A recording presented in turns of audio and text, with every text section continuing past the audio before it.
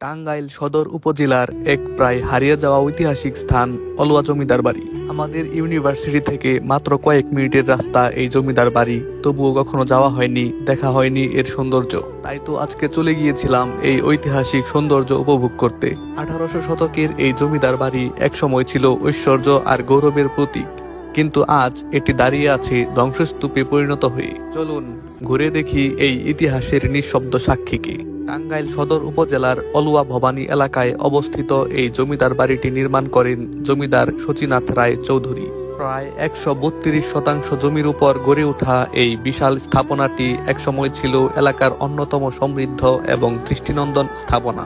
এক নজর দেখলেই বোঝা যায় এটি শুধু একটি বাড়ি ছিল না, বরং ছিল এক শিল্পকর্ম। 1800 শতকের অনন্য স্থাপত্য শৈলীতে নির্মিত এই ভবনটি একসময় তার সৌন্দর্যে সবাইকে মুগ্ধ করত, কিন্তু আজ আগাছা আর ঝোপঝাড়ে ঢেকে গেছে সেই সৌন্দর্য। দুঃখজনক হলেও সত্য, রক্ষণাবেক্ষণের অভাবে এই ঐতিহ্যবাহী স্থাপনাটি আজ ধ্বংসপ্রায়। এখান থেকে সোনার মূর্তি, কোষ্ঠী পাথরের শিব মূর্তি চুরি হয়ে গেছে অনেক আগেই। এমনকি দরজা, জানালা এবং ইট পর্যন্তও খুলে নিয়ে যাওয়া হয়েছে। একটি ইতিহাস ধীরে ধীরে হারিয়ে যাচ্ছে আমাদের চোখের সামনেই। এখানে দাঁড়িয়ে একটা অদ্ভুত অনুভূতি কাজ করে।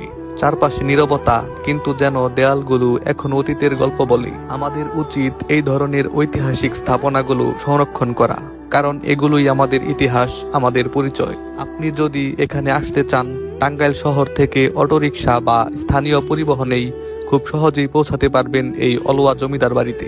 তবে মনে রাখবেন, জায়গাটি বর্তমানে পরিত্যক্ত এবং কিছুটা নির্জন, তাই সাবধানতা অবলম্বন করা জরুরি। যদি ভিডিওটি ভালো লাগে, লাইক, কমেন্ট এবং শেয়ার করতে ভুলবেন না। আর এমনই অজানা ইতিহাস আর ভ্রমণের গল্প পেতে আমার এই ছোট্ট পেজটিতে ফলো দিয়ে পাশে থাকুন। ধন্যবাদ।